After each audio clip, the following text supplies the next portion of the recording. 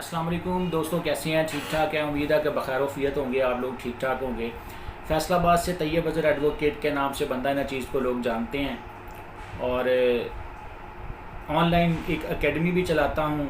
Online channel आपके सामने मौजूद है, मेरा फेसबुक पेज है। इसके अलावा मेरा तैयब अज़हर एडवोकेट के नाम से आप सर्च करेंगे तो आ जाएगा। मोबाइल नंबर मेरा डिस्क्रिप्शन में मौजूद है। फैसलाबाद, जड़ांवाला, समुंदरी, गोजरा, जड़ लाहौर में प्रैक्टिस है मेरी ज़्यादातर।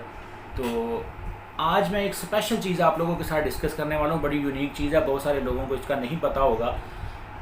एक हम गार्डियन सर्टिफिकेट जो है वो कोर्ट से बनवाते हैं, ठीक है जी। आम जो माइनर होते हैं उनका गार्डियन जो आमतौर पर बाप के मरने के बाद, वालदा के मरने के बाद वालिद जो है वो इजीली बन जाता है, ठीक है।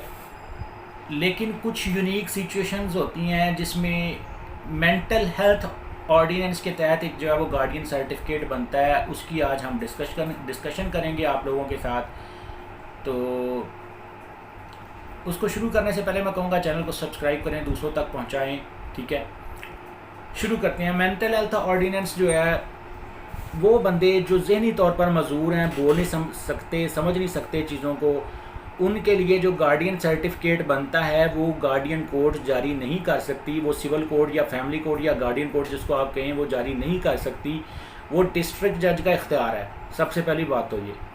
अच्छा, कोई बंदा डिसेबल है, वो उसको पता नहीं चलता, वो बोल नहीं सकता, डेफ है, डम्ब है, ब्लाइंड है, ठीक है, या मेंटली रिटार्डेड पर्सन है। स्पेशली मेंटली रिटार्डेड पर्सन के लिए स्पेशली मैं ये बात करूँगा, उसके लिए मेंटल हेल्थ ऑर्डिनेंस के तहत जो है वो गार्डियन सर्टिफिकेट बनता है। उसके लिए सबसे पहले परमिशन लेनी पड़ेगी आपको एडवोकेट जनरल पंजाब से। वहाँ आप क्या क्या लेके जाएंगे, जितने फैमिली मेम्बर्स होंगे उनके एफिडेविट्स लगेंगे, एप्लीकेशन लगेगी उस बंदे की तरफ से जिसने गार्डियन बनना है, एफआरसी लगेगा फैमिली का। उसके अलावा वालिद की डेथ सर्टिफिकेट, वालदा का डेथ सर्टिफिकेट, ठीक है। बर्थ सर्टिफिकेट उस बंदे का जिसने गार्डियन बनना है, बेफाम लगेगा साथ में, ठीक है। अखबार का इश्तिहार, और वहाँ पे एडवोकेट जनरल पंजाब की तरफ से लाहौर में ये एप्लीकेशन फ़ाइल होगी कि ये फ़लाँ उधर जाके एक्सप्लेन करेंगे। फैमिली मेम्बर्स में से एक या दो बंदे बतौर विटनेस भी जाएंगे, वहाँ पे एक्सप्लेन करेंगे कि हमने गार्डियन सर्टिफिकेट के लिए क्यों ज़रूरत है, इसकी प्रॉपर्टी है, उसको सेल करना है, उसकी देखभाल करनी है, बैंक में से पैसे निकलवाने हैं, बैंक पेंशन लगवानी है इसकी बच्चे की। ये सारी चीज़ें उनको जो है वो वहाँ पर बताई जाएंगी। तो फिर क्या होगा, वो वहाँ से एक एप्लीकेशन अलाउ करेंगे और वो अलाउ करेंगे उनको कि वो फैसलाबाद में या लाहौर में या ननकाना में या शेखुपुरा में, जिस डिस्ट्रिक्ट से वो बंदे बिलोंग करते होंगे, वहाँ पर डिस्ट्रिक्ट जज के पास वो अलाउ करेंगे उन्हें कि वो गार्डियन पटिशन जो है वो फ़ाइल करें। वो गार्डियन पटिशन डिस्ट्रिक्ट जज साहब के पास फ़ाइल होगी मेंटल हेल्थ ऑर्डिनेंस के तहत, ठीक है। मेंटल हेल्थ ऑर्डिनेंस के तहत जो वो जज साहब जो है, ऑनरेबल डिस्ट्रिक्ट जज साहब, वो खुद भी सुन सकते हैं, किसी और को भी मार्क कर सकते हैं।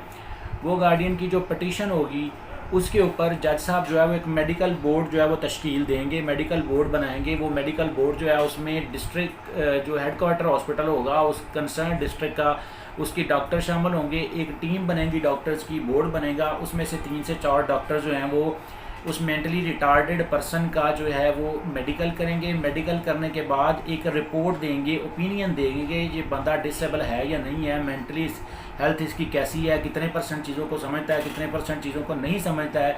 उसके बाद जज साहब उसकी बुनियाद पर उसका गार्डियन मुकर्रर करेंगे after recording of evidence, cross examination if required. अगर उन दोनों पार्टीज़ में से कोई बहन भाइयों में से एतराज़ करता है, कोई कहता है मैंने बनना है, तो उन सारी चीज़ों को एज़ पर लॉ देखा जाएगा। उसके बाद गार्डियन पटिशन को एक्सेप्ट करते हुए गार्डियन सर्टिफिकेट जो है वो जारी किया जाएगा। और जब गार्डियन सर्टिफिकेट जारी कर दिया जाएगा उसके बाद अगर आपने प्रॉपर्टी सेल करनी है तो उसके लिए अलग से एक आपको अलग से भी करना पड़ सकता है, और उसी गार्डियन सर्टिफिकेट में आप जो परमिशन भी मांग सकते हैं प्रॉपर्टी को सेल आउट करने की, ठीक है। उम्मीद है कि आज का लेक्चर जो है इससे आपने कुछ ना कुछ सीखा होगा। दुआओं में याद रखिएगा। अस्सलाम वालेकुम।